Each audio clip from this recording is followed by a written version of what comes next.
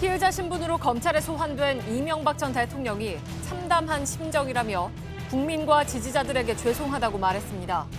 이 전 대통령은 또 하고 싶은 이야기가 많지만 말을 아껴야 한다고 스스로 다짐하고 있다며 역사에서 이번 일로 마지막이었으면 한다고도 말했습니다.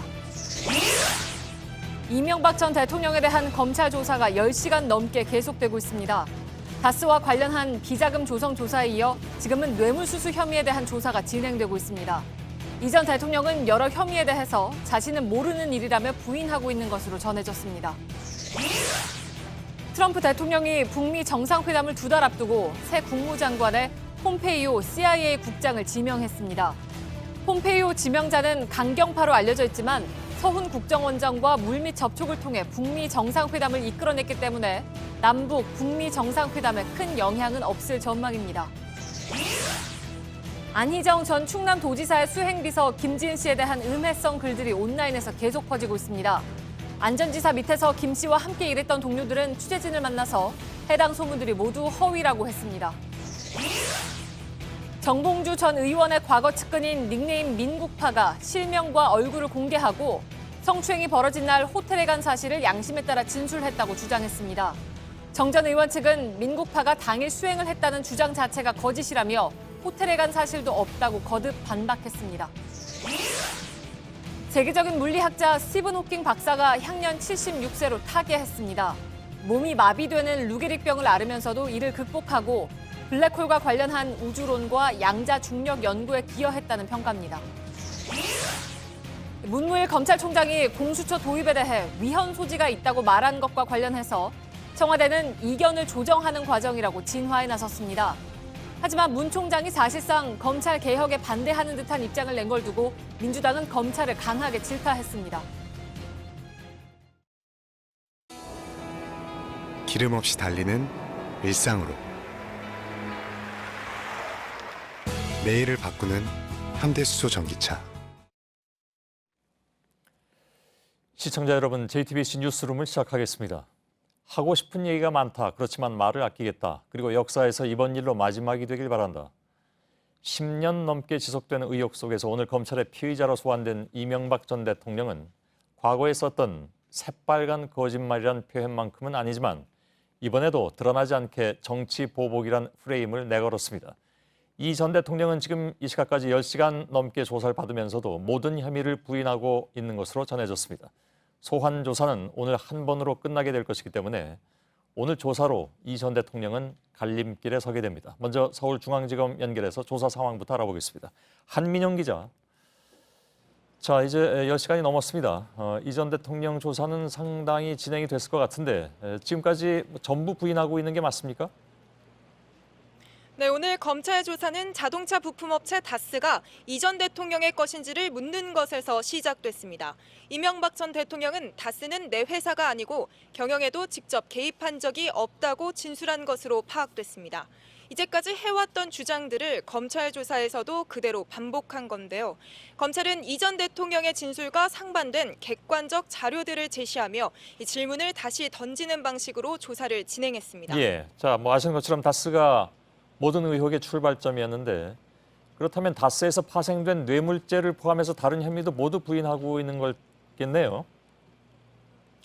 네, 이 전 대통령은 차명재산 의혹을 받는 도곡동 땅 등에 대해서도 자신의 재산이 아니라고 주장한 것으로 파악됐습니다. 다스가 BBK로부터 투자금 140억 원을 회수하는 과정에 국가기관을 동원했다는 이른바 직권남용 혐의나 대통령 기록물을 무단으로 반출해 영포 빌딩에 보관한 혐의 등도 모두 부인한 것으로 확인됐습니다. 특히 설령 그런 일이 있었다 하더라도 실무자가 한 일이지 자신이 지시하거나 보고받은 적이 없다는 게 이 전 대통령의 입장인 것으로 전해졌습니다. 예. 지금 이 시각 조사를 받고 있는 뇌물수수 혐의 역시 받은 바 없다는 기존의 입장을 되풀이하고 있는 것으로 파악됐습니다. 예, 예상했던 대로 진행이 되고 있는 것 같습니다. 근데 지금 아무튼 10시간이 넘어 11시간 가까이 조사를 받고 있는 상황이긴 한데 방금 얘기한 뇌물죄 부분, 이건 오후 늦게 조사가 시작됐다면서요? 네, 오늘 오후 5시 20분쯤부터 현재까지 송경호 특수 2부장이 돈과 관련된, 그러니까 뇌물수수 혐의 등에 대해 추궁하고 있습니다. 이팔성 우리금융지주 회장 등으로부터 110억 원대의 뇌물을 받았다는 혐의에 대해 조사를 받고 있는 겁니다. 예, 뇌물수수 혐의 역시 사실은 이 조사 내용이 굉장히 좀 방대할 것 같은데 이 전 대통령의 혐의가 워낙 많기 때문에 조사는 상당히 길어지겠군요. 네, 검찰은 핵심 질문을 정리해 묻고 있지만 이 혐의가 18개가량으로 많기 때문에 장시간 조사는 불가피하다는 입장입니다. 검찰은 앞서 이 전 대통령에게 조사가 늦어질 수 있다고 설명했는데 자정 이후 심야 조사가 이뤄질 것으로 보입니다. 예, 그러면 다시 불러서 조사할 가능성은 없겠군요. 네, 검찰은 소환 조사는 오늘 하루로 끝내겠다는 입장을 밝힌 바 있습니다. 이 전 대통령이 혐의를 부인할 것이라는 점도 예상했던 만큼 오늘 1회 조사를 끝으로 구속영장 청구 여부 등 사법 처리 방향을 결정할 방침입니다. 예, 한민용 기자가 전해드렸습니다. 검찰청 포토라인에선 이 전 대통령은 참담한 심정이라면서 국민들께 죄송하다고 말했습니다. 그러면서도 역사에서 이번 일이 마지막이 됐으면 한다면서 우회적으로 정치 보복을 강조하는 듯한 말을 남겼습니다. 이희정 기자입니다. 포토라인에선 이 전 대통령은 미리 준비한 발표문을 꺼내들고 먼저 참담하다고 말했습니다. 저는 오늘 참담한 심정으로 이 자리에 섰습니다.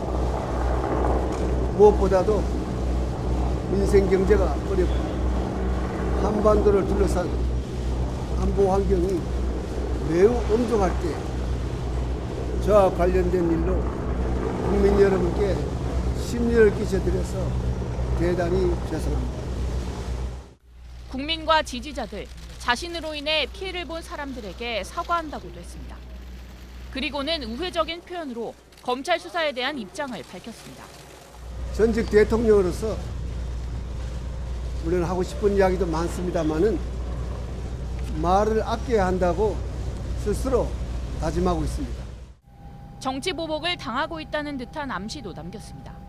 다만 바라건대 역사에서 이번 일로 마지막이 되었으면 합니다.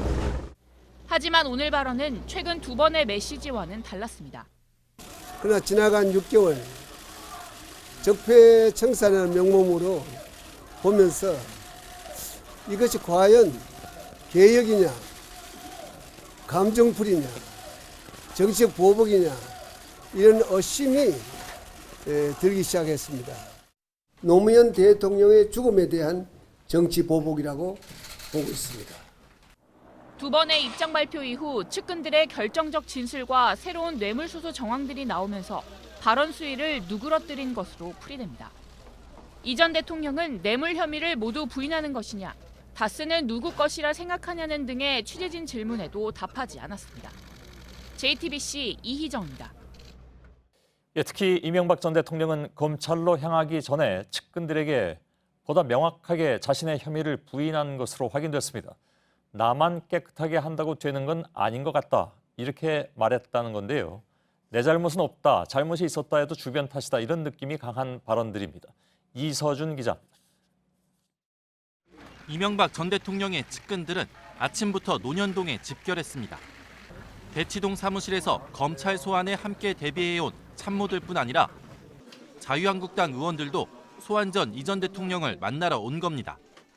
이 전 대통령은 검찰청사로 향하기 직전까지 이들과 대화를 나눴는데 이 자리에서도 이 전 대통령은 결백을 주장했다고 한 참석자가 전했습니다. 나는 재벌들한테 돈 안 받고 깨끗하게 하려고 노력했는데 밑에 사람들이 어떻게 했는지는 모르겠다며 나만 깨끗하게 한다고 되는 건 아닌 것 같다고 말했다는 겁니다. 또 이 전 대통령은 지난 며칠 동안 삶을 돌아보는 시간이 됐다며 선거 때도 깨끗하게 하려고 했다고도 말했다고 참석자들이 전했습니다. 대선 전 사전 수뢰 의혹이나 삼성의 다스 소송비 대납 의혹 등을 모두 부인한 겁니다. 동시에 이들 의혹과 관련해 이 전 대통령의 지시를 받았다고 진술한 과거 측근들에게 책임을 모두 넘겨버리는 발언이기도 합니다. 이 전 대통령은 이런 대화를 나눈 뒤 검찰청으로 향했고 포토라인에 서선 구체적인 의혹은 언급하지 않은 채 국민께 죄송하다며 고개를 숙였습니다. JTBC 이서준입니다. 아직 조사가 진행 중이긴 합니다만 이명박 전 대통령의 변호인단은 우선 구속을 피하는 데 전력 투구할 것으로 보입니다. 그러나 상황이 녹록지 않습니다. 1년 전에 구속된 박근혜 전 대통령의 전례가 이 전 대통령으로서는 가장 큰 걸림돌이 될 수 있습니다. 서복현 기자가 설명해 드리겠습니다. 구속수사를 피하기 위해 이명박 전 대통령 측이 내세울 수 있는 방어 논리로는 전직 대통령이란 점이 꼽힙니다. 전직 대통령 예우와 함께 신분을 고려할 때 도주할 우려가 없다는 주장을 할 수 있는 겁니다. 1년 전 전직 대통령 신분으로 구속된 박근혜 전 대통령도 같은 논리를 제시한 바 있습니다. 당시 박 전 대통령의 도주 우려를 놓고 있다 없다 논란이 되자 검찰은 구속사유에서 아예 도주 우려를 뺐습니다. 그런데도 법원은 영장을 발부했습니다. 박 전 대통령과 사안의 성격이나 대응 방식이 유사하다는 점도 이 전 대통령 측에는 불리한 점입니다. 박 전 대통령은 사안의 중대성과 혐의 부인에 따른 증거인멸 우려, 안종범 전 수석 등 앞서 구속된 인물과의 형평성이 고려됐는데 이 전 대통령 역시 유죄 선고 시 중형이 불가피한 점은 물론 혐의를 강하게 부인하고 있는 데다 김백준 전 기획관 등 측근들이 구속된 상태입니다. 이미 이 전 대통령의 재산관리인이 차명재산 자료들을 파기하는 등 증거를 인멸한 사실도 드러났습니다. 이 전 대통령의 혐의 대부분은 측근들의 진술로 뒷받침이 되는데 향후 재판에서 이들을 회유할 우려가 있다는 점도 구속 의견에 힘을 실을 수 있습니다. JTBC 서복현입니다. 예, 검찰은 오늘 조사 내용을 주말 사이에 분석해서 늦어도 다음 주 초에는 구속영장 청구 여부를 결정할 방침입니다. 그런데 구속영장을 청구한 다음엔 그것이 이제 발부가 될 것이냐, 그것이 무엇보다도 지금 큰 관심사임에 틀림이 없죠. 근데 지금 공범들이 여럿 구속돼 있는 데다가 뇌물 혐의 액수 자체가 크기 때문에 구속이 불가피하다, 이런 분석도 나오고 있습니다. 물론 반대의 분석도 있긴 있습니다만은 향후에 영장이 어떻게 처리될지 지금 이 시점에서 가장 중요한 그리고 궁금한 점이기도 해서 법조팀 취재기자 심수미 기자와 함께 이 내용을 좀 짚어보도록 하겠습니다. 우선 구속의 기준으로 통상 세 가지가 있습니다. 범죄의 중대성, 도주 우려, 그리고 증거인멸의 우려. 나눠서 봐야 될 것 같은데 범죄의 중대성을 보자면 이건 뭐 이견은 없어 보이긴 하는데 어떻게 봅니까? 네, 지금까지 검찰이 수사해온 이명박 전 대통령의 혐의는 모두 약 18가지, 법률상 죄명으로는 6개에 달합니다. 예. 확정된 내용이 아니기 때문에 오늘 소환조사 결과에 따라서 더 늘어날 가능성도 배제할 수는 없는 상황입니다. 예. 이 가운데 가장 무거운 혐의가 이제 특정범죄 가중처벌법상 뇌물수수인데요. 액수에 따라서 더 무겁게, 그러니까 가중처벌을 받을 수 있는 겁니다. 예. 삼성이 대납한 다스 소송비 70억 원을 비롯해서 국정원 특활비까지 합치면 약 110억대 뇌물을 받은 걸로 조사된 만큼 이 전 대통령에게 가장 불리한 혐의라고 볼 수 있습니다. 예. 법조계에서는 이 같은 개별 뇌물 혐의들 가운데 한두 가지만이라도 상당성이 인정된다면 구속 사유는 충분하다는 분석이 나옵니다. 예, 실제로 이제 특활비 4억 원 뇌물수수의 방조범, 그러니까 김백준 전 기획관이 지금 구속 상태에 있습니다. 재판을 받고 있고요. 이 얘기 뭐 조금 이따가 좀 마저 좀 전해드려야 될 내용이 있긴 있습니다. 김백준 씨의 재판에 대해서는. 네. 예. 이렇게 공범들이 구속이 돼 있기 때문에 이명박 전 대통령이 불구속 수사를 받게 되면 형평성 논란이 일 수 있습니다. 예. 특히 대법원이 만든 양형 기준을 잠깐 보시겠습니다. 검찰이 수사한 이 전 대통령의 뇌물 혐의는 또 다른 가중처벌 기준들도 두루 충족한다는 분석이 나오는데요. 예. 일단 3급 이상 공무원이거나 또 2년 이상 장기간 또 업무 관련성이 높은 경우 형량을 무겁게 할 수 있습니다. 예. 특히 하급자인 김백준 등에게 범행을 시켰고 어쩌다 한 번에 그친 게 아니라 여러 차례에 걸쳐 뇌물을 받았기 때문에 선고 때 이 형량을 더 늘려서 처벌할 수 있는 특별 가중 사유에도 포함이 됩니다. 예. 검찰이 영장 청구를 결정하게 되면 이 같은 점도 판사에게 강조하게 될 텐데요. 재판부가 어떻게 판단하느냐에 따라서 영장 발부 여부에도 영향을 줄 것으로 보입니다. 예. 그냥 상식적으로 보자면 김백준 전 기획관을 구속시킨 법원이 이명박 전 대통령을 구속시키지 않았을 경우에는 자기 부정이 돼버리는 것이다, 이런 분석이잖아요. 그래서 아까 그 중요성을 말씀한 것 같은데 일단 뭐 지켜보도록 해야 되겠죠. 뭐 아직 뭐 저 형식적으로 보자면 구속영장 청구도 아직 안 된 거니까 예, 일단은 그렇긴 합니다. 일각에서 불구속 목소리가 나오기도 한다고 아까 말씀드렸는데 도주의 우려는 일단 거의 없다고 봐야 되잖아요. 지금 전직 대통령이기 때문에 도주의 우려가 없지 않느냐라는 목소리가 나오는 것이고요. 예. 또 이 불구속 필요성을 주장하는 입장에서는 이미 검찰 수사가 충분히 돼 있는 만큼 더 이상 인멸할 증거도 없지 않느냐라는 논리도 펴고 있습니다. 예. 지난해 박근혜 전 대통령 측이 이 구속영장 실질심사에서 주장했던 것과 같은 취지입니다. 예. 자, 증거인멸 우려. 그게 정말 없을 것이냐 하는 부분에 있어서는 이견이 많이 있습니다.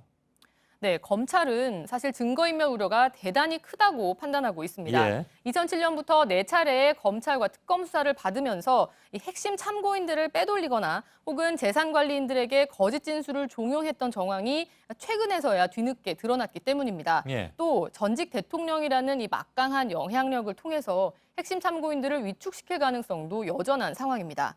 지난해 검찰은 박 전 대통령에 대해 구속영장을 청구하면서 이런 이유를 들었습니다. 예. 유죄로 인정되면 중형이 불가피하고 또 공범이 구속 상태로 재판을 받고 있으며 혐의를 부인하는 등 증거인멸 우려가 크다는 겁니다. 예. 이 세 가지 이유는 이 전 대통령의 현재 상황과 거의 비슷합니다. 예. 특히나 오늘 하루 종일 다 부인을 하고 있기 때문에 그래서 그것이 구속영장 청구까지 이어질 것이다 하는 분석은 이미 나오고 있습니다. 알겠습니다. 심수미 기자였습니다. 자, 오늘 이 전 대통령이 검찰청으로 향하는 길은 10분도 채 걸리지 않았습니다. 의혹이 지속됐던 10년이라는 시간에 비하면 찰나와도 같았습니다. 강희연 기자가 취재했습니다.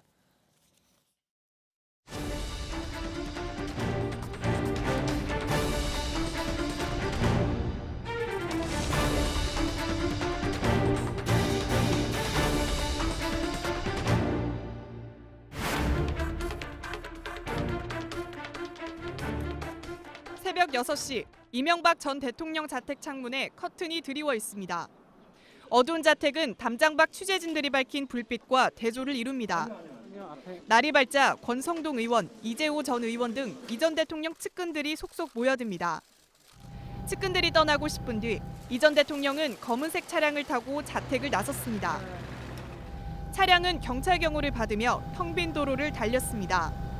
논현역과 반포역을 지나고 이후 교대역 사거리와 서초대로를 거쳐 중앙지검에 도착했습니다.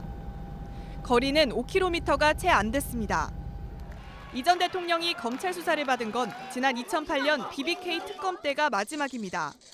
꼬리곰탕을 먹으며 1시간 동안 면담에 그쳐 비난을 받았습니다. 포토라인에 선 이명박 대통령은 준비한 발언을 마친 뒤 곧바로 조사실로 향했습니다. 처음 다스 실소유주 논란이 제기된 지 10여 년, 자택에서 검찰청까지 걸린 시간은 단 10분도 되지 않았습니다. JTBC 강희연입니다. 예, 앞서 검찰을 연결해서 전해드린 것처럼 이 전 대통령은 여전히 혐의를 부인하고 있습니다. 정직하고 떳떳하게 살아왔다는 과거의 주장을 되풀이하고 있는 셈입니다. 그러나 이번 수사 과정에서는 다스 비자금 등 굵직한 의혹 외에도 서울시 뉴타운 개발 정보를 빼돌린 의혹이 제기된 회사가 사실상 이 전 대통령의 것이라든지 2007년 경선 무렵 마치 수금하듯이 돈을 받아 챙긴 개인 비리 혐의도 줄줄이 포착됐습니다. 검찰은 이와 같은 혐의에 대한 물증도 제시하면서 이 전 대통령을 계속 압박하고 있습니다. 강현석 기자의 보도입니다.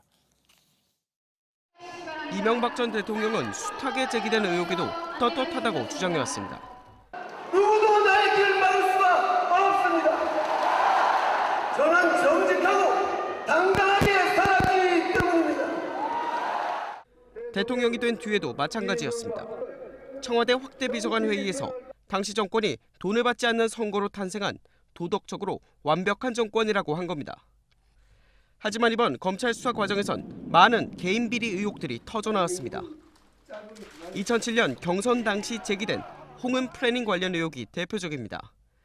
서울시장으로 있으면서 뉴타운 계획을 홍은 플래닝이라는 회사에 넘겨줬다는 건데 검찰은 이 회사가 이 전 대통령의 차명 회사라는 결론에 도달했습니다. 또 2007년 대선 당시 측근을 동원해 마치 수금하듯 금품을 받아냈다는 의혹도 새롭게 드러났습니다. 지금까지 드러난 것만 ABC 상사, 성동조선, 대보그룹 등에서 받은 33억여 원에 달합니다. 이 전 대통령은 모든 의혹을 음모론으로 치부하고 있지만 검찰은 오늘 조사에서 비리 혐의를 입증할 물증과 진술을 하나하나 꺼내놓으며 추궁하고 있습니다. JTBC 강현석입니다. 검찰이 이 전 대통령을 소환하기까지에는 알려진 대로 측근들의 진술이 결정적이었습니다. 지근거리에서 보좌했던 측근들이 이 전 대통령을 의혹의 정점으로 지목했고 결국 소환까지 이르게 되는 것이죠. 측근들은 검찰 조사에서 더 이상 이 전 대통령을 위해서 살지 않겠다는 심경을 밝혔다고 합니다. 김선미 기자입니다. 검찰은 이 전 대통령의 혐의를 입증할 핵심 진술을 측근들로부터 확보했습니다. 이 전 대통령의 대학 동문이자 재산 관리까지 도맡아 집사로 불렸던 김백준 전 청와대 총무기획관이 대표적입니다. 청와대 재직 시절 국정원 특수활동비 4억 원을 받은 혐의에 대해 이 전 대통령의 지시였다고 실토한 겁니다. 김 전 기획관은 가족들의 설득에 이같이 털어놓은 것으로 전해졌습니다. 측근들의 등돌리기는 1997년 국회의원 비서관으로 이 전 대통령과 인연을 맺은 김희중 전 청와대 제1부속실장도 예외가 아니었습니다. 그는 최근 검찰 조사에서 2011년 김윤옥 여사를 보좌하던 행정관에게 미화 10만 달러를 전달했다고 진술했습니다. 2008년 BBK 특검 당시 다스와 이 전 대통령의 관계를 부인했던 김성우 전 다스 대표도 당시 진술은 거짓이라는 내용의 자수서를 검찰에 제출했습니다. 측근들은 검찰 조사에서 하나같이 비슷한 입장을 취했던 것으로 전해졌습니다. 바로 더 이상 이 전 대통령을 위해 살지 않겠다는 것이었습니다. JTBC 김선미입니다. 김희중 씨는 지금 저희와의 인터뷰, 즉 모든 언론과의 인터뷰를 사양하고 있지만 저희들과는 지금 취재진과 문자로 의견을 나누고 있는데요. 그 내용은 저희들이 2부에서 출연 기자와 함께 좀 전해드리도록 하겠습니다. 자, 방금 전해드린 김백준 전 기획관은 오늘 국정원 특활비 뇌물을 받은 혐의로 법정에 섰습니다. 이 재판에서 검찰은 공범인 이명박 전 대통령을 다음 달 초에, 그러니까 4월 초에 기소하겠다는 뜻을 밝혔습니다. 이제 한 달도 안 남은 그런 상황이죠. 특히 김 전 기획관은 직접 A4 용지에 써온 입장문을 읽으면서 오늘 이 전 대통령 소환 조사에서 철저한 수사를 통해서 진실이 밝혀지길 기도한다고 했습니다. 측근의 전향을 명확히 알게 해주는 대목이기도 합니다. 김나한 기자입니다. 이명박 전 대통령의 뇌물 수수를 방조한 혐의 등으로 재판에 넘겨진 김백준 전 청와대 총무기획관이 법정에 섰습니다. 재판은 일찍 끝났습니다. 김 전 기획관 변호인들이 검찰의 수사 기록을 열람, 복사하지 못해 수사 내용에 대해 의견을 내지 못했기 때문입니다. 검찰은 공범인 이 전 대통령 수사가 마무리되지 않아 수사 기록을 내줄 수 없었다고 설명했습니다. 이에 재판부는 이명박 전 대통령을 기소하면서 같이 정리한다는 것이냐고 물었습니다. 검찰은 그렇게 예상하고 있다며 수사 마무리 시점은 4월 초쯤이라고 답했습니다.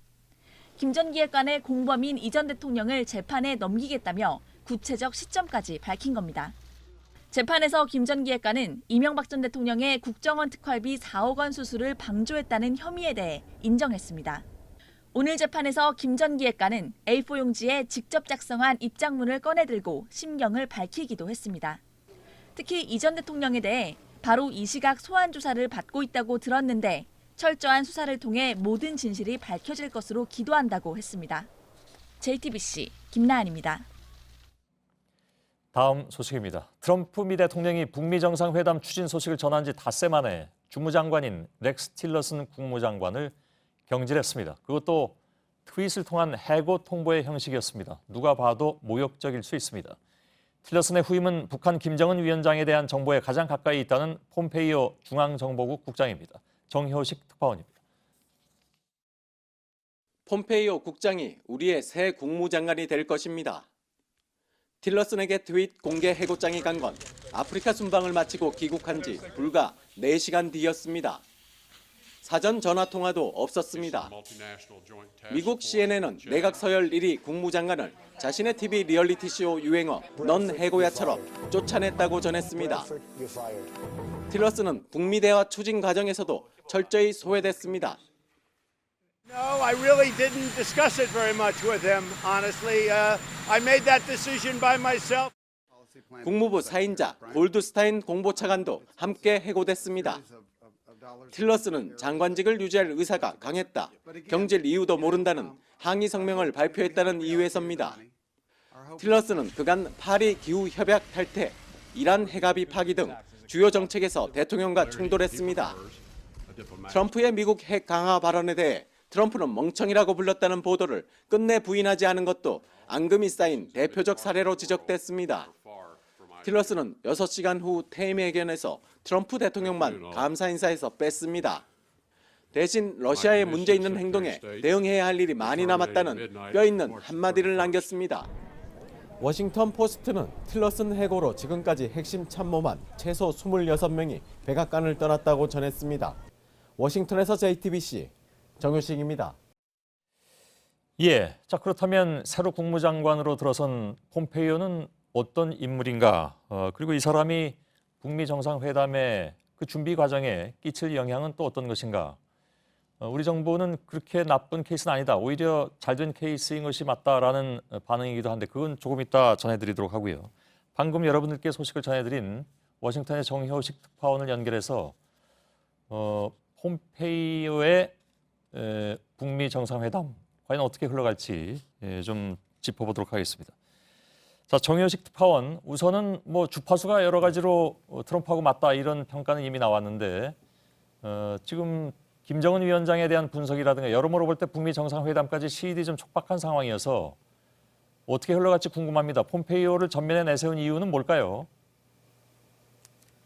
한마디로 친정체제 강화입니다. 트럼프의 평가처럼 주파수가 같고 생각하는 게 비슷한 측근을 국무장관에 기용해 대북 협상을 이끌겠다는 겁니다. 트럼프 대통령이 직접 설명한 걸 들어보시죠. 예. We're always on the same wavelength. The relationship has been very good. 틸러슨과는 생각이 같지 않았지만 폼페이오와는 사고방식이 매우 비슷해 아주 잘 될 것이란 기대감을 보인 겁니다. 국무부가 아닌 폼페이오 국장이 이끄는 CIA가 펜스 김여정 회동 추진부터 정상회담 성사까지 사실상 대북 물밑 접촉을 주도한 것도 큰 이유입니다. 상원 인준 절차에 시간이 걸리는 만큼 폼페이오는 CIA 국장 신분으로 5월 회담의 준비팀을 이끌며 실무협상 지휘를 맡을 것으로 보입니다. 예. 대표적인 매파이기 때문에 일부에서는 혹시 이제 이게 강대강으로 가다 보면 일을 그르치지 않겠느냐 하는 우려도 나오고 있는 것 같은데 현지 반응은 어떻습니까? 네, 폼페이오는 지난해 북한 정권 교체론을 공개적으로 언급할 정도로 매파인 건 맞습니다. 그런데 트럼프 대통령도 사실 강경한 건 마찬가지입니다. 예. 폼페이오를 두고 같은 얘기를 트럼프보다 2배 빨리 하는 사람이란 평가가 나오는 것도 비슷한 맥락입니다.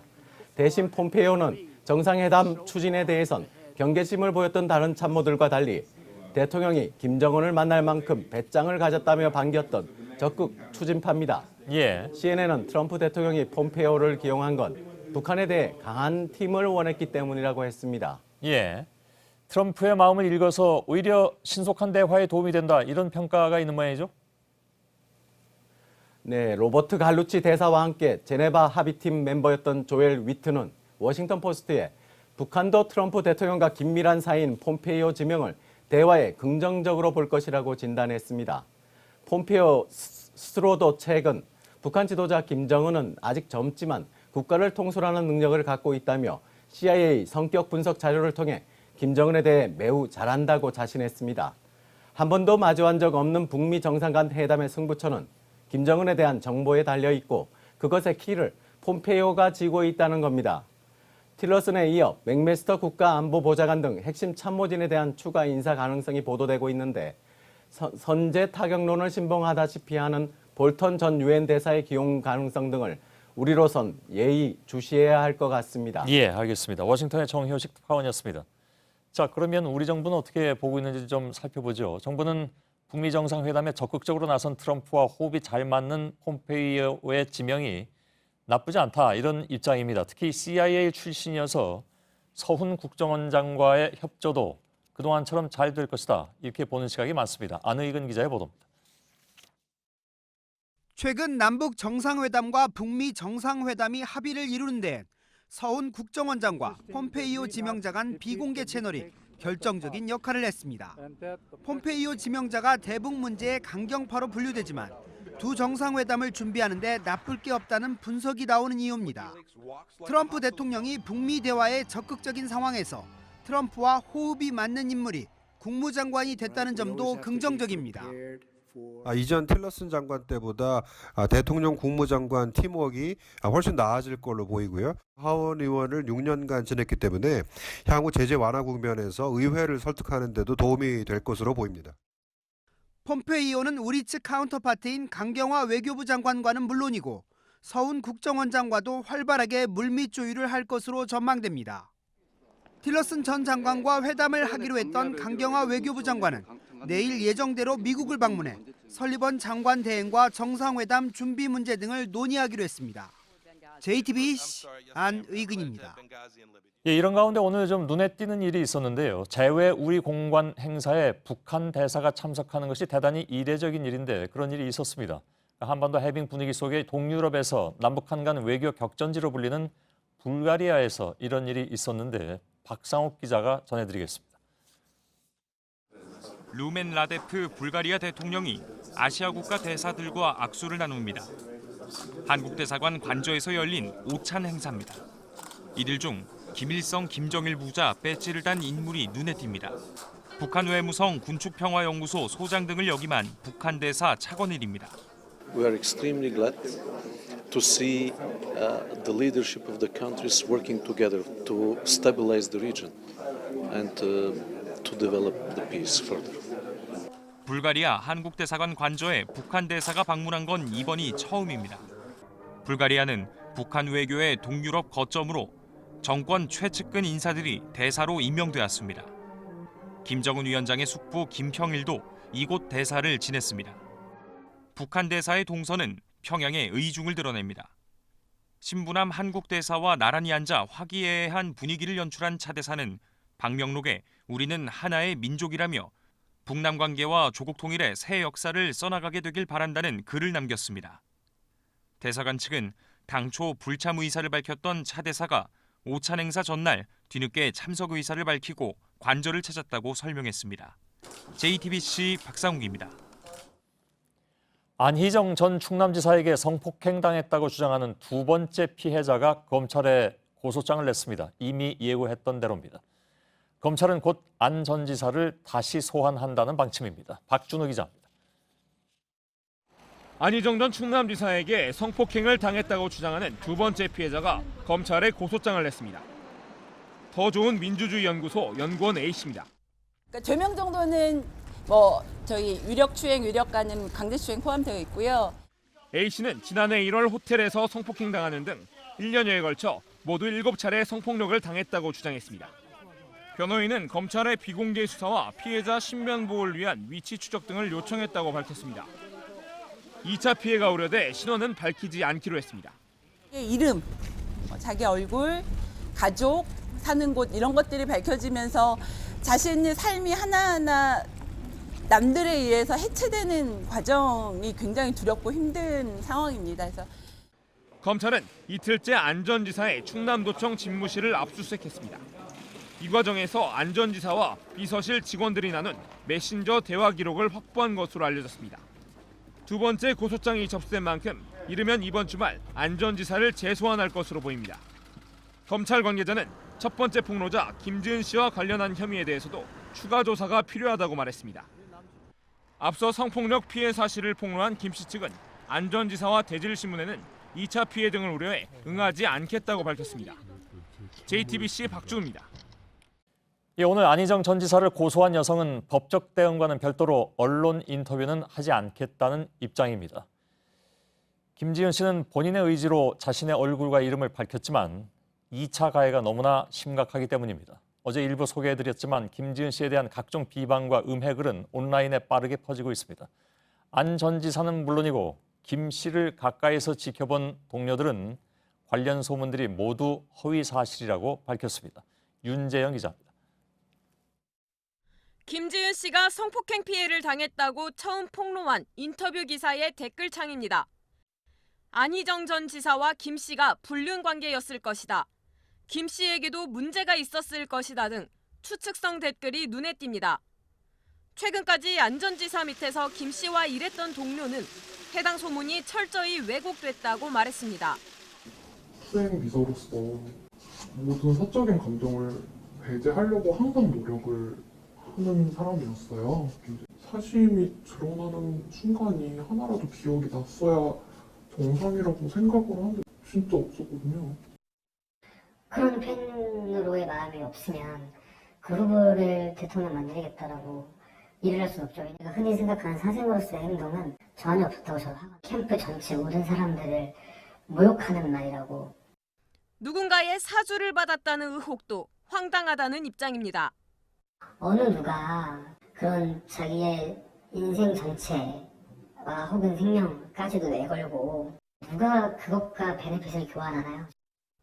4번의 성폭행이 이뤄지게 된 배경은 차기 대권주자였던 안전지사가 그만큼 절대적인 위치에 있었기 때문이라고 봤습니다.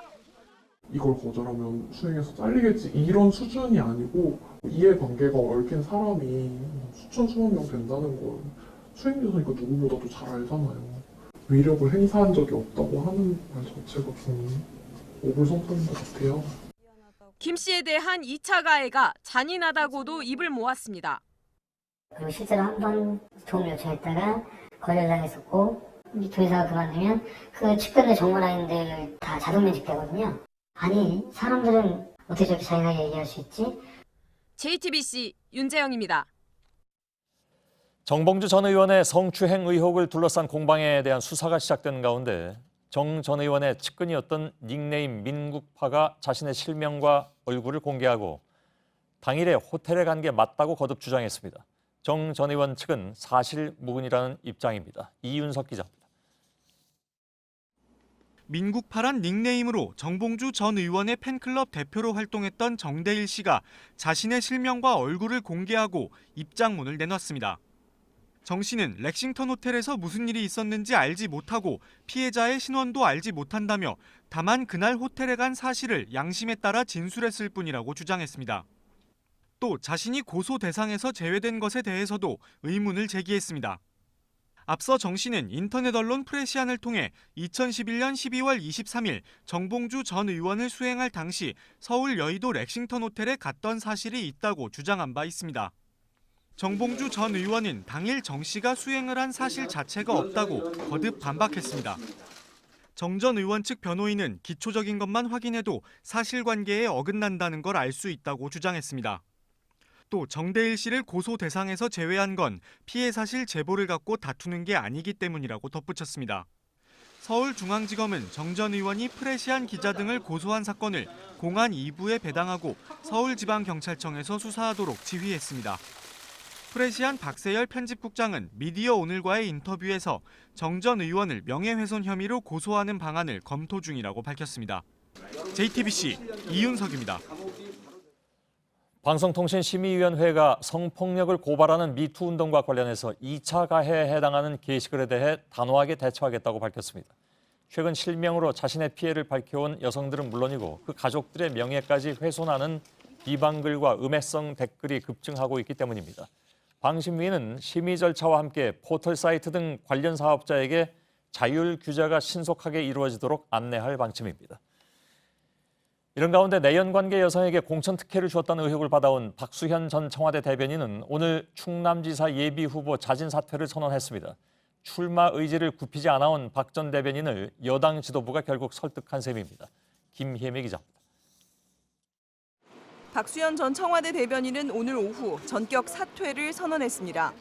오전 당 비공개 최고위원회 때까지 박 전 대변인은 자신과 관련된 의혹에 대해 적극 소명했습니다.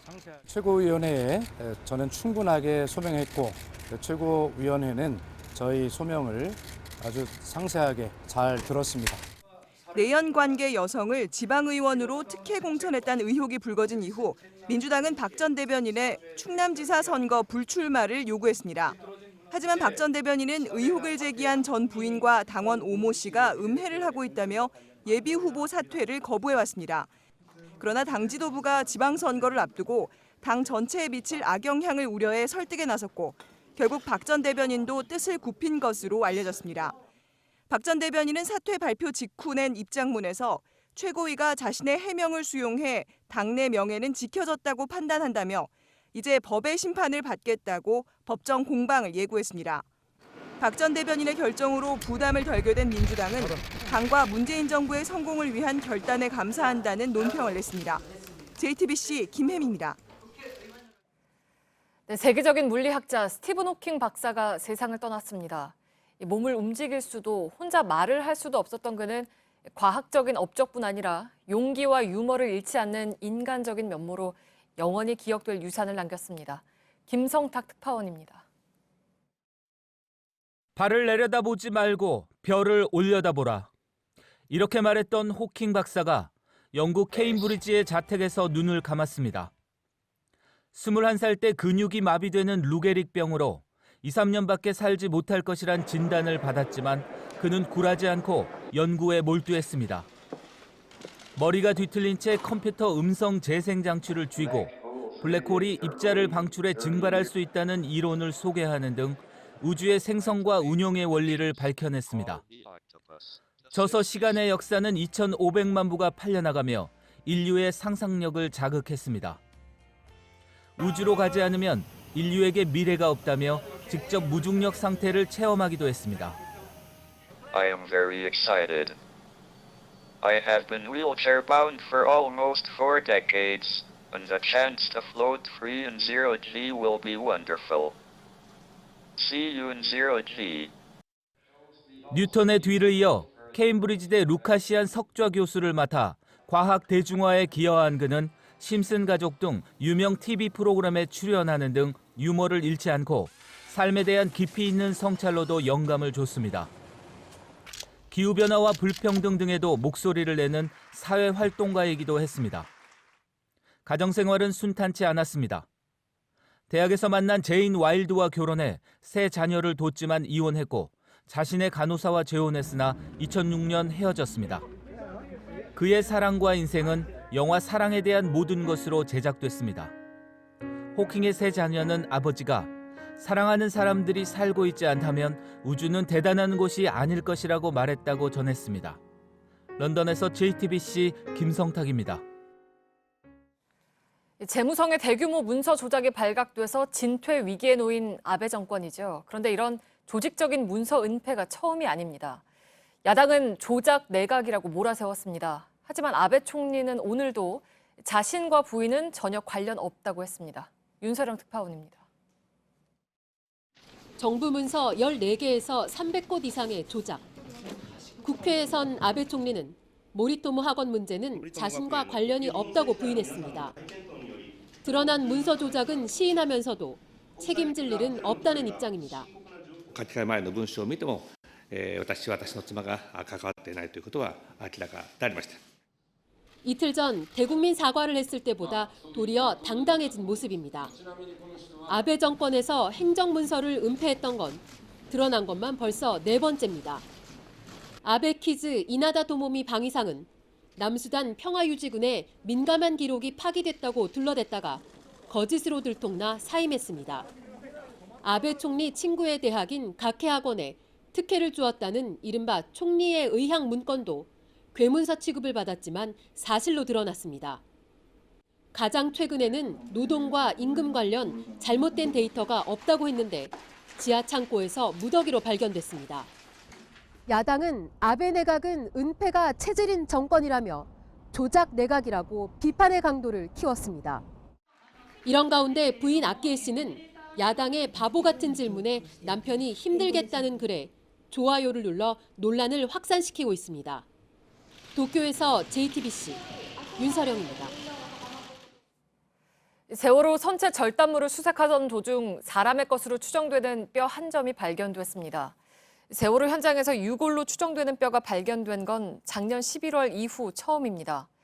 해양수산부는 발견된 뼈의 길이가 15에서 20cm 정도의 크기라며 신원을 확인하기 위한 정밀조사를 위해서 국립과학수사연구원에 의뢰할 예정이라고 밝혔습니다. 문무일 검찰총장이 어제 국회에 출석해서 고위공직자 비리수사처 공수처 도입에 대해 위헌 소지가 있다는 말을 했었죠. 여당은 아직도 검찰이 정신을 못 차린다면서 강도 높게 질책했습니다. 그리고 청와대가 오늘 이견을 조율하는 과정이라며 진화에 나섰습니다. 안지현 기자입니다. 문무일 검찰총장이 어제 국회에서 정부의 사법개혁의 방향과 다른 목소리를 냈습니다. 공수처가 도입되는 과정에 지금 삼권 분립에서 어긋나는 아니면 헌법적인 규정에서 어긋나는 몇 가지가 있습니다. 그분들을 빼고 논의를 해야 되지 않을까. 여당은 공개적으로 질책했습니다. 공수처 도입과 관련해서는 그냥 지나가기를 바라는 마음이라는 느낌이 들었고, 수사권 조정과 관련해서는 아직도 검찰의 밥그릇만을 지키겠다는 놀부 신보가 사법개혁의 대상인 검찰이 정부 여당과 다른 목소리를 내고 있다는 지적에 대해 청와대 핵심 관계자는 오늘 서로 다른 목소리가 나올 수밖에 없고 하나하나 조정하는 과정이라고 진화에 나섰습니다. 사법개혁특위 소속 백혜령 더불어민주당 의원은 JTBC와의 통화에서 지금은 논의가 시작되는 과정이라 이견을 낼 수 있다면서도 권력기관 개혁은 결국 입법기관에서 결정하는 사안이라고 말했습니다. JTBC 안지연입니다. 박근혜 정부 시절 창조경제혁신센터가 전국에 들어섰습니다. 청년들의 창업을 돕고 일자리를 만들겠다는 거였죠. 그런데 이 센터에서 청년들을 울리는 채용 비리가 있었던 것으로 조사됐습니다. 특정인을 서류 심사도 없이 합격시키거나 내부 직원들끼리 높은 점수를 몰아주는 특혜가 있었던 겁니다. 구희령 기자입니다. 대구, 대전, 부산, 울산. 박근혜 전 대통령은 전국 창조경제혁신센터를 통해 청년 일자리를 만들겠다고 했습니다.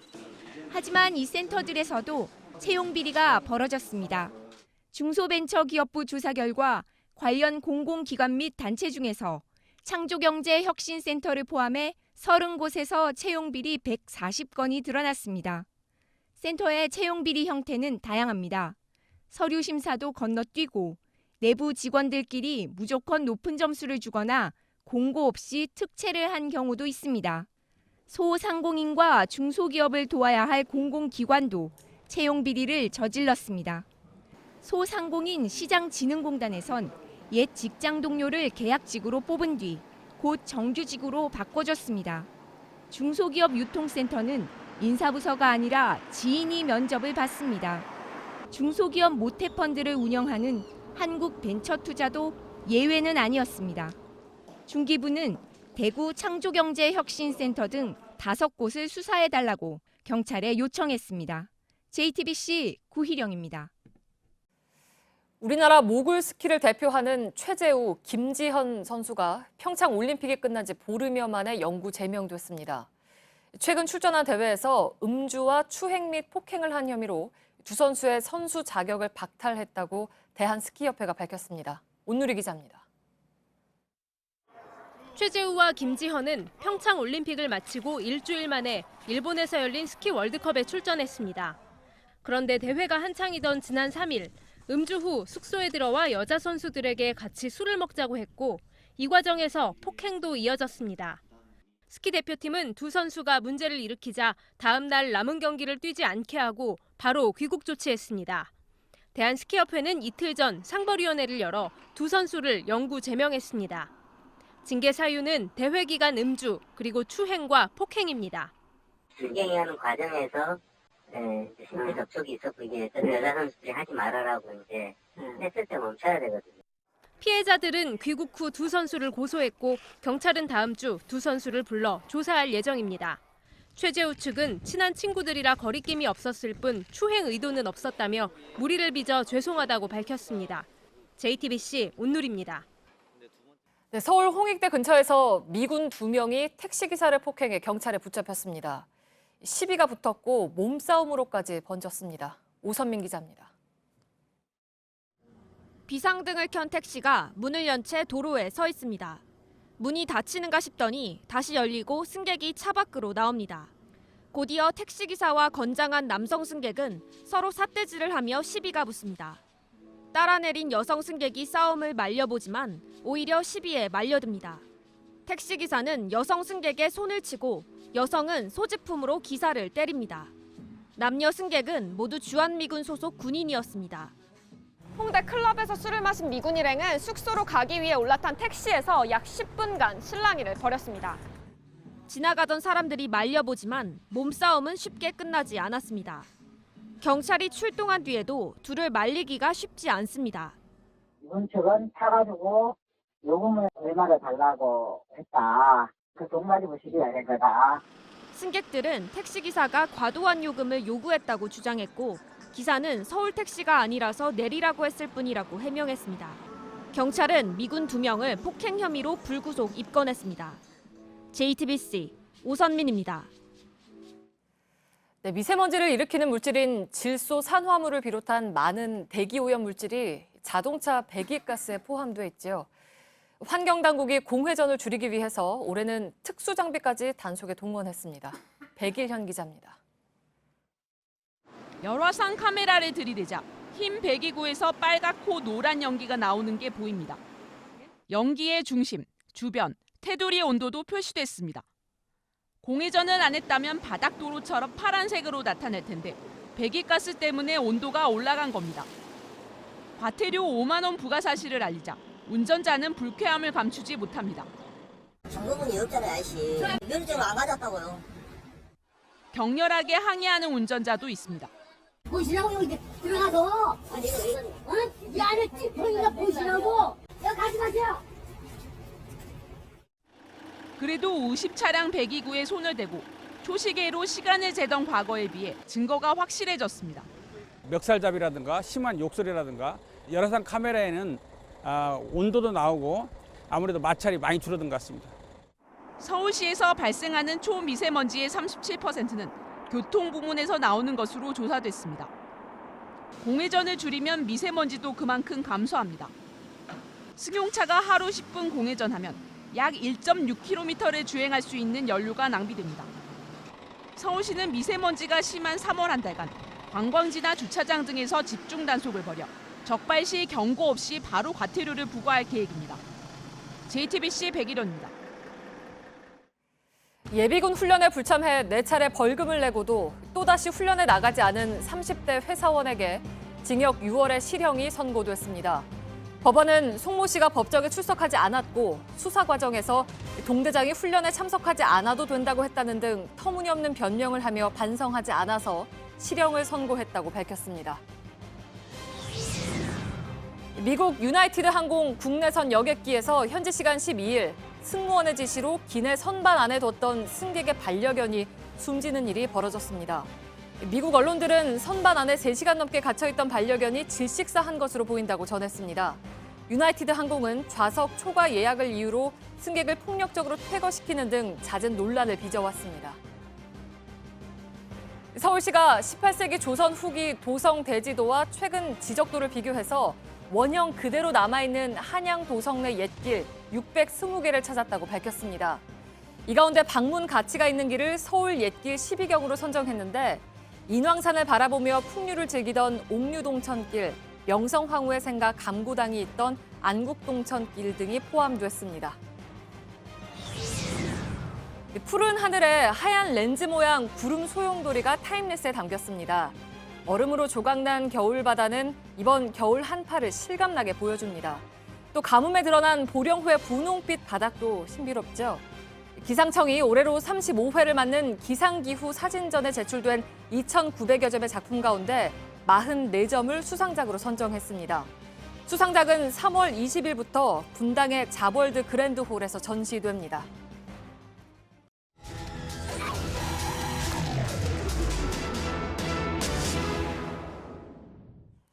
네, 이명박 전 대통령의 소환을 앞두고 있던 어제 논현동 자택과 검찰청에는 내내 긴장감이 돌았습니다. 1년도 안 돼서 두 전직 대통령의 검찰 소환을 바라보는 시민들도 마찬가지였습니다. 지난 24시간을 밀착카메라 구혜진 기자가 담아왔습니다. 대략 30분쯤 뒤에 이명박 전 대통령이 이곳 중앙지검 정문을 지나게 됩니다. 이 전 대통령이 지나게 될 이 길 아래에는 꽃길을 걸어 감옥을 가자는 안내를 시민단체가 붙여놨는데요. 이 한켠에는 시민단체가 기자회견을 하고 있고 또 사방에는 피켓을 든 사람들이 이명박 대통령의 구속을 촉구하고 있습니다. 하지만 이명박 전 대통령이 예상했던 정문이 아닌 서문을 통해 들어가자 기다리던 시민의 목소리가 커집니다. 이 전 대통령 집권 5년 동안 피해를 봤다는 사람이 대부분입니다. 평생 모은돈 갖다 투자했다가 하루아침에 날린 사람들이 대부분입니다. 쓸데없이 그 4대강 그 수리비로 몇천억씩 날아가는 거. 용산 참사 유가족과 쌍용차 노조원들은 눈시울을 붉혔습니다. 국가폭력으로 인해서 많은 노동자들이 지금 고통받고 있습니다. 그들의 어쨌든 삶은 살았어야 되는데 그렇지 못했던 이 한쪽에선 이 전 대통령을 여전히 지지하는 목소리도 있습니다. 열심히 일했지만 이렇게 어떤 정치 보복으로서는 느껴지고요. 많은 돈을 가졌다고 하는데 전혀 저는 믿고 싶지 않고. 이 전 대통령의 자택 앞에서는 이른 아침부터 1인 시위가 시작됐습니다. 역사적인 날이라서 그냥 여기에 분위기에 동참하고 싶었습니다. 인근 일부 주민은 피로를 호소합니다. 구속이고 말고 상관이 없어요. 저랑은 너무 바삐지 있어. 좀 동네 주민이 편하게 사는 세상이 됐으면 좋겠어요. 이 전 대통령이 소환된 검찰청은 전날부터 긴장감이 감돌았습니다. 이명박 전 대통령이 도착했을 때 어디에 서서 말을 할지 이렇게 하루 전에 포토라인을 그려놓습니다. 신문 방송과 외신을 비롯해 100여 명의 취재진들의 취재 경쟁이 치열하기 때문에 미리 카메라가 넘어오지 못하는 선을 이렇게 그려놓고 누가 먼저 자리를 맡을지는 추첨으로 결정하고 있습니다. 취재진의 접근을 허용하는 선을 두고 신경전도 벌어집니다. 이걸 지금 왜 치시는 건데? 안 돼, 이거 안 돼요. 떼세요. 아니 그럼 싱크로 어떻게 떠요? 자리 경쟁도 치열합니다. 11번 한결에 추첨된 기자들이 뛰어가 자리를 맡습니다. 비슷한 시각 자택 앞도 상황은 마찬가지입니다.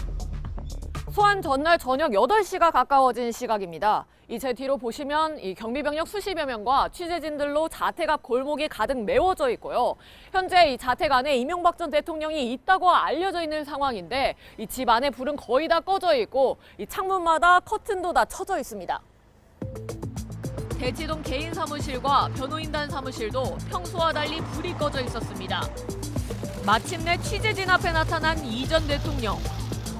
1분 10초 동안 낭독한 대국민 메시지에 시민의 표정은 엇갈립니다. 안타까운데 그것도 당연히 밟아야 되는 수순 같아요. 더 좋은 나라가 돼야 되니까. 이번 기회를 발판 삼아서 그런 부분들이 다시는 일어나지 않도록 해야 되고 그렇게 해서 완전히 단절하기 위해서는 더 철저하게 조사를 해야 되고 1년도 안 돼 전직 대통령 2명이 검찰 조사를 받는 모습. 이를 지켜보는 시민들의 표정은 엇갈리지만 대부분의 마음은 비슷해 보입니다. 제대로 된 조사와 심판으로 이런 일이 다시는 반복되지 않기를 바라는 기대입니다. 밀착 카메라 구혜진입니다. The world has stopped turning on its axis. I repeat, the world has stopped turning.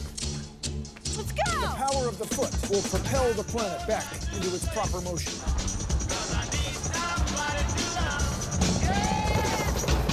Let's go. Whoa, whoa, whoa, whoa, whoa! Why's everybody going this way? This just in. You're running the wrong way. Let's go! I knew it! I knew I was right. We got to do the whole thing again.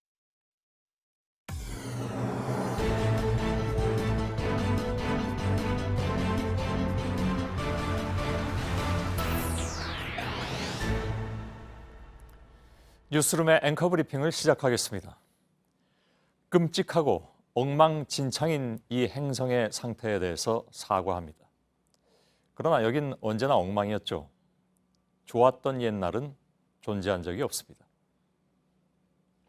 제가 드리는 말씀이 아니고 미국 작가 커트 보니것이 한 대학 졸업식에서 했던 말입니다. 그는 시대를 뛰어넘어 모든 청춘이 사랑했던 작가였습니다. 졸업식 연사로도 인기가 많아서 보니것의 졸업식 축사만을 모은 책이 출간되기도 했더군요. 그는 어설프게 위로하려 들지 않았습니다. 있는 그대로의 현실을 시니컬하게 풍자했고 절대로 사과하지 않는 세상을 이야기했습니다. 끔찍하고 엉망진창인 이 행성. 이어지는 미투와 오늘 아침 검찰 조사를 받게 된 5번째 전직 대통령의 모습과 함께 다시 떠오르는 문구였습니다. 전직 대통령도 수사할 수 있다는 사실 자체가 민주주의의 진보임을 이성적으로는 알고 있지만 어찌하여 우리에겐 행복한 전직 대통령이 그리도 없는가? 짧았던 붉은 꽃이 지고 난 뒤에 참혹함은 짙고도 길어서 오히려 보는 이들의 마음을 절망하게 만드는 것인지도 모르겠습니다. 얼마 전에 개봉한 리틀 포레스트의 원작 만화에는 이런 문구가 등장합니다. 삶은 나선 그 자체일지도 모른다. 같은 곳을 뱅글뱅글 도는 것처럼 보여도 원은 차츰 크게 부풀고 그렇게 조금씩 나선은 커지겠지. 느리고 더디고 똑같은 것 같지만 끊임없이 갈망한다면 천천히 앞으로 나아감을 작가는 이야기하고 있었습니다. 역설적으로 본다면 커트 보니것의 졸업식 축사 역시 마찬가지의 의미를 품고 있었을지도 모르겠습니다. 이 끔찍하고 엉망진창인 행성에서 버텨온 것은 지금의 세대만으로도 충분하니 다음 세대들이라도 이 엉망진창의 세상에서 하루빨리 졸업하기를 바라는 마음. 또한 속뜻은 다를 수도 있겠으나 오늘 검찰에 출석한 그 역시 졸업을 이야기했습니다. 역사에서 이번 일로 마지막이 되었으면. 오늘의 앵커 브리핑이었습니다.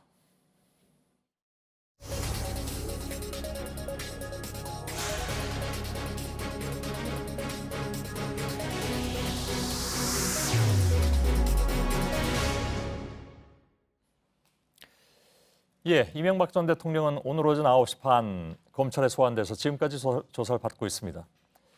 일부에서 이미 전해드렸습니다만 이명박 전 대통령은 혐의 전부를 지금 부인하고 있죠. 저희 취재진이 파악을 해본 결과 이 전 대통령은 자신에게 제기된 뇌물죄 등의 혐의에 대해서 오히려 측근들이 한 일이다. 이렇게 책임을 모두 떠넘기고 있다고 하는군요. 하지만 이처럼 부인으로 일관하는 진술이 피의자 신문 조사에서 기록으로 남으면 결국 증거인멸 등을 우려한 구속영장 청구에 무게를 실어줄 뿐이다. 이런 분석도 나오고 있습니다. 한편 검찰은 김윤옥 여사에게도 수억 원이 전달된 정황을 포착한 것으로 파악이 됐는데 이 소식도 추가로 전해드리겠습니다. 서울중앙지검 연결하겠습니다. 한민영 기자, 앞서 이 전 대통령이 다스 의혹 등과 관련한 혐의를 모조리 부인하고 있다고 했는데 혹시 추가로 파악된 내용이 있는지 좀 설명을 해주죠. 네, 이 전 대통령은 김백준 전 청와대 총무기획관 등 핵심 측근들이 뇌물수수나 다스와 관련해 검찰 조사에서 진술한 내용은 모두 사실이 아니라는 입장을 밝히고 있다고 합니다. 만약에 설령 그런 일이 있었다 하더라도 모두 측근들이 알아서 한 일이라는 취지로 진술하며 사실상 책임을 전가하고 있는 것으로 파악됐습니다. 예. 검찰은 준비된 질문을 이어가고 있지만 이 전 대통령은 부인하는 취지의 답변을 계속 표현만 바꾸고 하고 있다고 합니다. 예, 어제 저희들이 그런 말씀을 드렸는데 검찰과 이 전 대통령 간의 싸움이 아니다. 그러니까 이 전 대통령과 그 측근들과의 싸움이다. 이런 말씀을 드렸었단 말이죠. 근데 바로 그런 현상이 지금 나타나고 있는 것 같습니다. 의혹의 출발점인 다스에 대한 조사가 오전부터 이어졌는데 그에 대한 답변에 대해서 혹시 취재된 내용이 있습니까? 네, 이 전 대통령과 관련한 10여 년 의혹의 출발이자 끝은 자동차 부품업체 다스와 관련된 의혹들입니다. 하지만 검찰이 준비한 다스와 관련된 모든 질문들에 이 전 대통령은 자신의 입장만 강조해 아침 조사 시작부터 오후 관련 조사가 마무리될 때까지 문답은 평행선을 유지한 것으로 파악됐습니다. 이 전 대통령 입장에선 다스를 자신의 것으로 인정하는 순간 모든 것을 잃게 되는 셈이어서 오늘 조사에서도 다스는 형 이상은 회장의 것이라는 점을 강조했다고 합니다. 예, 자 이렇게 계속 전부 부인하고 있는 상황인데 검찰은 뭐라고 얘기를 합니까? 네, 검찰이 이 전 대통령에 대한 조사를 오늘 한 번으로 끝내겠다는 입장을 밝힌 바 있는데요. 이 때문에 미리 준비한 수백 개 질문엔 광범위한 수사를 통해 확보한 증거와 진술들이 담겨 있었습니다. 따라서 검찰은 이 전 대통령의 혐의 부인은 이미 예상했던 만큼 필요한 질문을 계속하면서 부인으로 일관하는 피의자 신문 조서를 기록에 남길 방침입니다. 예. 방금 한 얘기가 무슨 뜻입니까? 그러니까 부인으로 일관하는 피의자 신문 조서를 받는다. 어떤 의미가 있는 거죠? 이 전 대통령의 혐의는 검찰이 공범으로 판단한 인물들의 구속영장이나 공소장에 기재된 내용들이기도 합니다. 지금까지 나온 혐의는 110억 원대 뇌물수수 혐의와 350억 원대 횡령 혐의 등으로 검찰의 통상적인 구속영장 청구 기준에 부합합니다. 이 때문에 검찰 안팎과 이 전 대통령 측 모두 관심을 갖는 건 구속영장 청구 여부인데요. 광범위하게 드러난 혐의에 대해 완강히 부인한다면 구속영장 청구 청구의 주요 이유가 되기 때문에 지금까지 이처럼 계속 부인을 하면 이렇게 부인으로 일관하는 신문 조서는 이 영장 청구에 더 무게를 실어주는 것으로 볼 수 있습니다. 예. 이 전 대통령이나 그 변호인들이 이 사실을 모를 리는 없는데 이 시간 이후에 어떻게 대처하는지 좀 보도록 하죠. 그리고 조금 전에 김윤옥 여사와 관련해서 새로운 의혹도 파악된 것이 있다고 했는데 어떤 내용입니까? 앞서 검찰은 이팔성 전 우리금융지주 회장이 이상득 전 의원에게 8억 원, 이상주 삼성전자 전무에게 14억 5천만 원을 전달했다고 기록한 메모를 확보했는데요. 이 전 대통령의 사위인 이상주 전무는 당초 검찰 조사에서 8억 원을 이 전 회장에게 받아 이상득 전 의원에게 전달한 사실만 인정했습니다. 그러면서 14억 5천만 원에 대해서는 모르는 돈이라고 진술한 것으로 전해졌었는데요.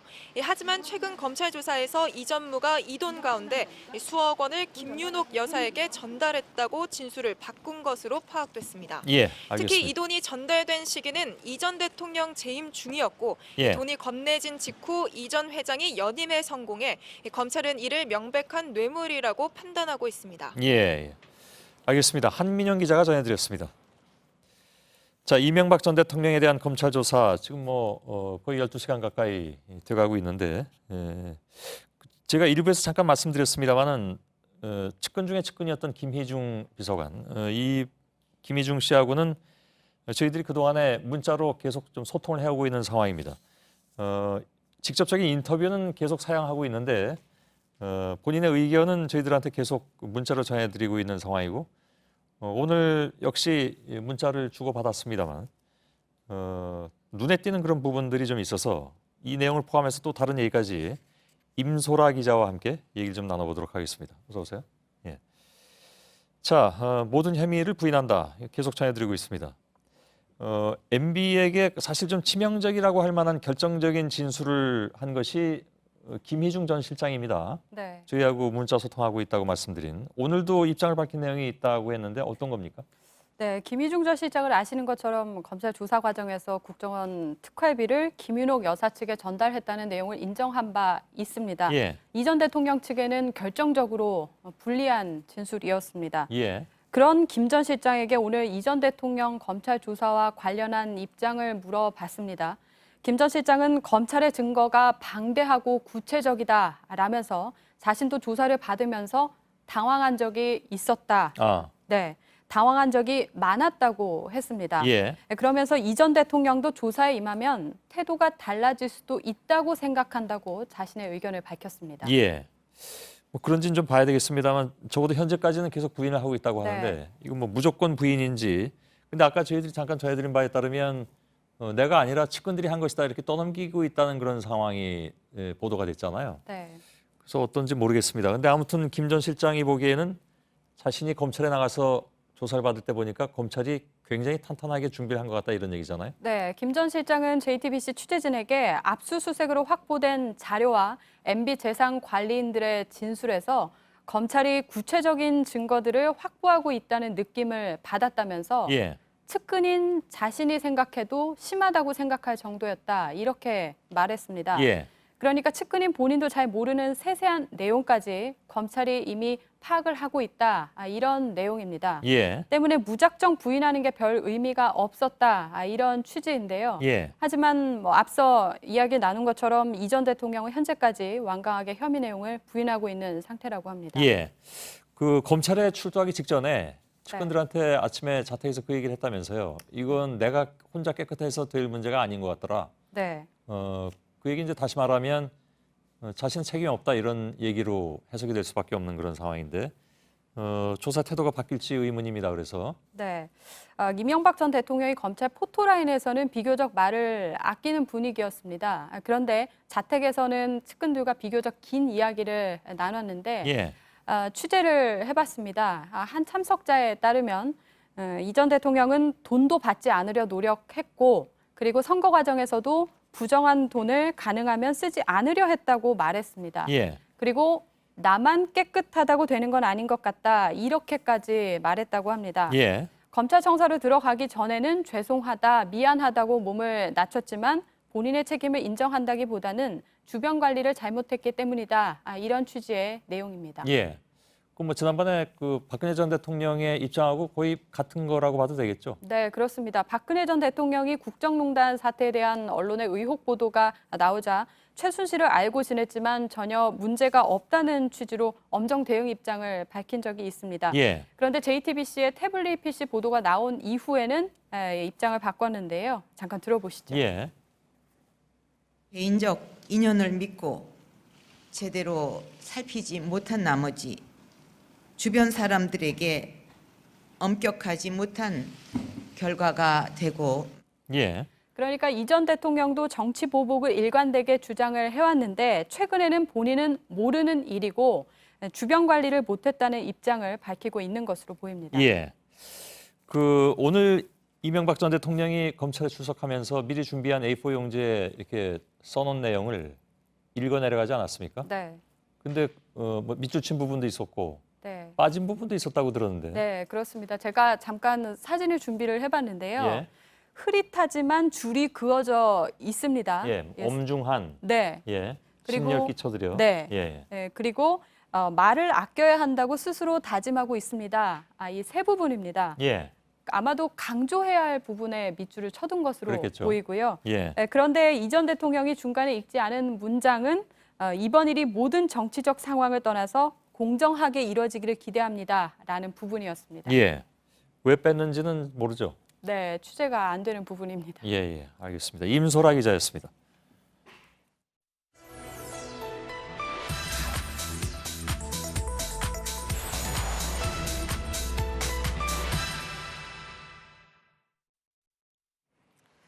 네, 최근 언론 보도를 통해서 나온 이명박 전 대통령 측의 두 가지 주장입니다. 특히 대통령이 되기 전의 혐의에 대해서 이렇게 밝혔습니다. 2007년 당선되기 전은 공무원에 해당하는 뇌물 혐의를 적용할 수가 없다. 또 뇌물죄를 적용해도 공소시효 10년이 이미 지났다. 그러니까 뇌물이 아닌데 또 뇌물이라고 해도 공소시효가 만료됐다는 겁니다. 팩트체크팀은 판례와 법률 전문가들의 분석을 통해서 이 주장이 맞는지 확인을 했습니다. 오대훈 기자, 먼저 당선되기 전의 일이면 뇌물죄 적용을 할 수가 없는 겁니까? 그렇게 보기는 어렵습니다. 이 전 대통령의 지금까지의 뇌물 혐의 액수가 110억 원 정도로 추정이 되고 있습니다. 네. 이 가운데서 후보 시절에 특히 수십억 원의 뇌물을 받은 혐의가 있습니다. 2007년 8월 20일에 한나라당 후보 확정됐습니다. 그 이후에 12월 19일에 당선 때까지 이어졌다고 알려져 있습니다. 이때는 공무원 신분이 아니었습니다. 하지만 뇌물죄는 공무원뿐만 아니라 공무원이 될 자도 대상이 됩니다. 대가성이 입증이 되면 사전수뢰죄가 적용될 수 있습니다. 네, 공무원이 될 자라는 거는 어떻게 판단을 하는 겁니까? 유력 대선 후보도 해당이 되는 겁니까? 그렇습니다. 2010년에 대법원의 판례가 있는데 이런 내용입니다. 공직에 취임의 가능성이 확실하지는 않더라도 어느 정도의 개연성을 갖춘 자를 포함한다라고 되어 있습니다. 또 선거에 뽑히는 경우, 그러니까 선거에 나서는 경우에 당선자가 아니어도 된다고 판단했습니다.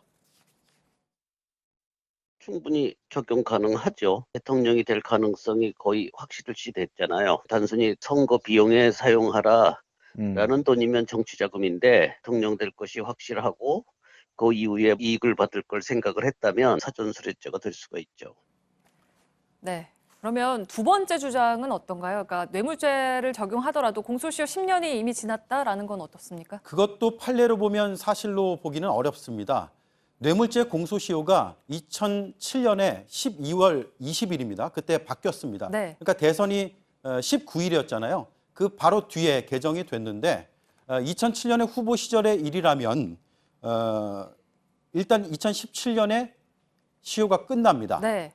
단 대통령의 경우에는 임기만큼을 공소시효를 늘려야 합니다. 그래서 2017년이 아니라 여기에 5년을 더한 2022년으로 봐야 하는 겁니다. 네, 그거는 그러니까 대통령은 임기 중에는 뇌물 사건 같은 재판에 면제받는 특권이 있어서 그런 거죠? 그렇습니다. 사실 과거에는 이런 판단을 할 일이 없었습니다. 그런데 1995년에 전두환 노태우 씨 수사가 이루어지면서 헌법재판소의 판단이 나왔습니다. 대통령 재직 중에 공소시효의 진행이 당연히 정지된다. 그리고 공소시효가 대통령 임기보다 짧은 범죄에 대해서는 영영 처벌받지 않는 결과가 되기 때문에 모든 국민은 법 앞에 평등하다는 규정이 대통령도 포함이 된다고 밝혔습니다. 그리고 1997년에 대법원도 대통령 재직 중 공소시효 진행이 정지된다고 판단을 했습니다. 네, 뭐 앞으로 조사 과정을 좀 지켜봐야 되겠지만 판례들을 종합해 보면 주요한 혐의에 대해서는 공소시효가 지났다고 보기가 어려운 거군요. 그렇습니다. 여기에 더해서 다스와 관련된 공소시효도 남아 있다는 게 이 분야 전문가들의 말이었습니다. 네. 특히 300억 원대 횡령 혐의가 있고요. 그리고 수십억 원의 다스 소송비 문제도 지금 걸려 있습니다. 네, 근데 이제 이것과는 반대로 공소시효가 이미 지난 혐의들도 있죠. 네, 우선 선거법 위반 혐의인데요. 2007년 대선 후보 때 자신의 재산을 허위로 신고했다는 혐의입니다. 6개월의 시효가 지났습니다. 그리고 다스의 돈을 2007년 경선 자금으로 쓴 정치자금법 위반 혐의도 있습니다. 공소시효가 5년인데 대통령의 임기만큼 늘어나더라도 지난해 만료됐습니다. 그리고 도곡동 땅을 차명으로 보유해서 부동산 실명법을 어겼다는 혐의도 5년이 지나서 처벌이 어렵습니다. 네, 팩트체크 오대영 기자였습니다.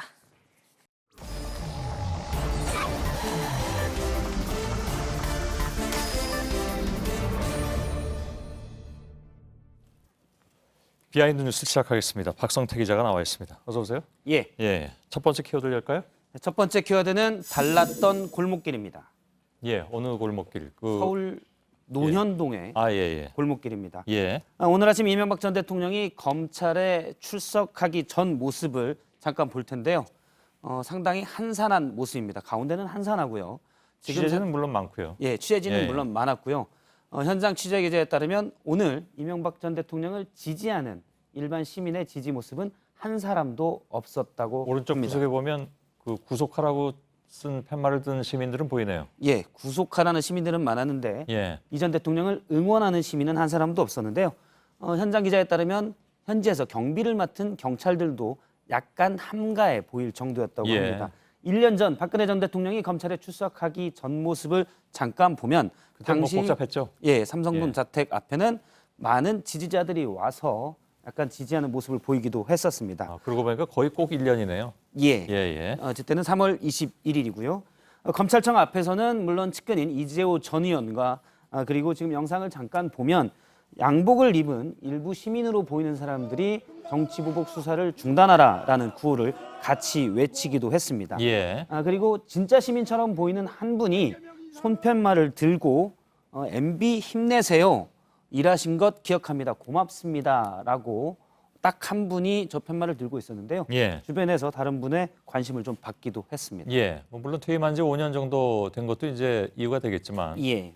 어쨌든 이제 이명박 전 대통령은 지금 측근들도 등을 돌렸고 지지자도 굉장히 극히 드문 그런 상황이군요. 예, 그렇습니다. 앞서도 봤지만 이 전 대통령은 검찰청 앞에서 준비한 입장문에서는 기소된 측근들을 의미하는 듯 진심으로 미안하다 이런 말을 했었는데 자택에서 나가기 전에는 나는 깨끗한데 나만 깨끗하다고 되는 것은 아닌 것 같다라고 해서 비리를 측근 탓으로 돌리기도 했었습니다. 이 때문에 과연 이 전 대통령의 진심이 뭔지는 측근들도 알기 어려울 것으로 보이고요. 2007년 대선 당시에 이명박 전 대통령의 측근이었던 자유한국당 홍준표 대표도 오늘 페이스북에 글을 하나 올렸는데요.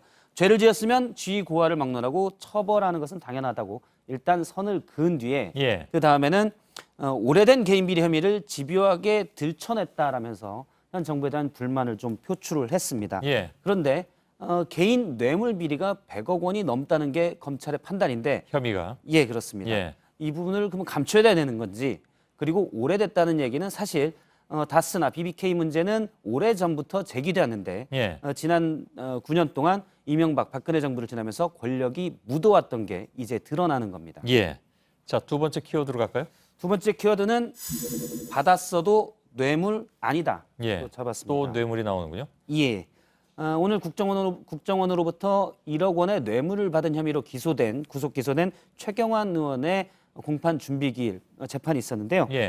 최 의원의 변호인은 국정원의 이현수 전 기조실장을 통해서 최 의원이 1억을 받은 것은 사실이 아닙니다라고 주장을 하고 또 법리적으로 뇌물이 아닙니다 이렇게 얘기를 했습니다. 이건 무슨 얘기입니까? 잘 이해가 안 되는데 판사가 당시 변호인의 주장을 정리를 하기를 우선 1억 원은 안 받았다는 주장인데 설령 받았어도 뇌물이 아니다는 주장이군요라고 정리를 했습니다. 정리를 해도 사실 잘 모르겠는데요, 무슨 얘기인지. 맞습니다. 돈을 안 받았으면 그만이고 받았으면 거기에 가정이 왜 들어가는지 잘 모르겠네요. 안 받았으면 안 받았다는 것만 증명하면 되는데 만일 받았다면 뇌물이 아니다라는 거는 사실 어떻게 보면 사족에 해당되는 부분입니다. 이미 최경환 의원도 사실 비슷한 주장을 한 바 있습니다.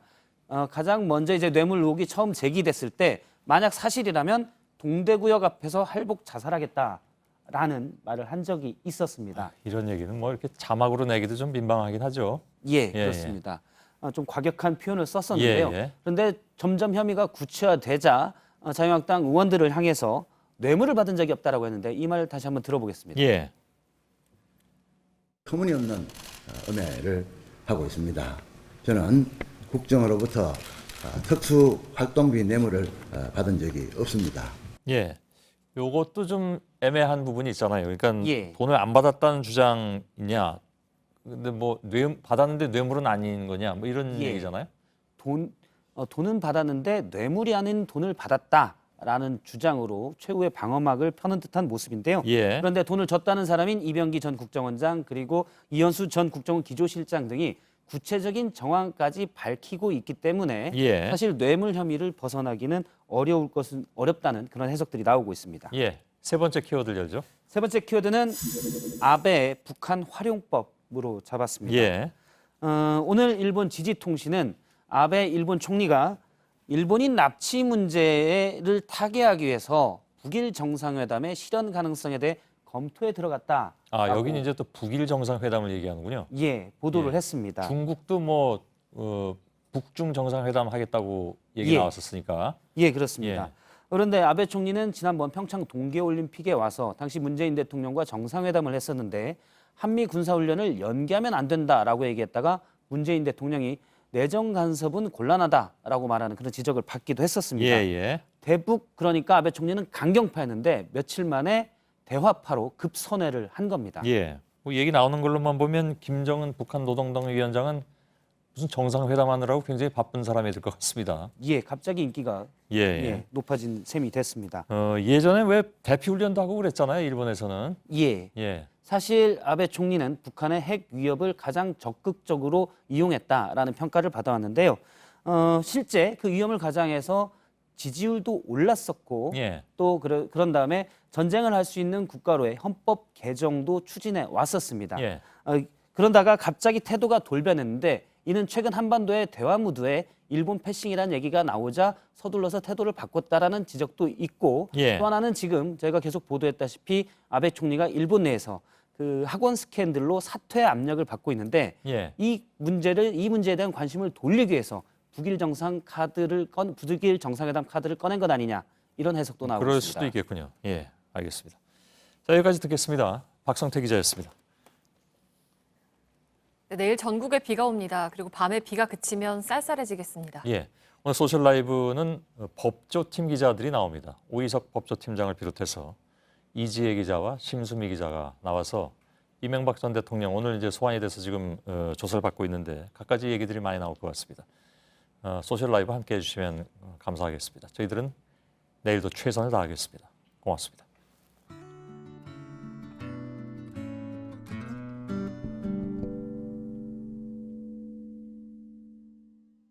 I heard some news from a friend of mine, struggling with the woes of life, just broken down as rain kept steady pouring.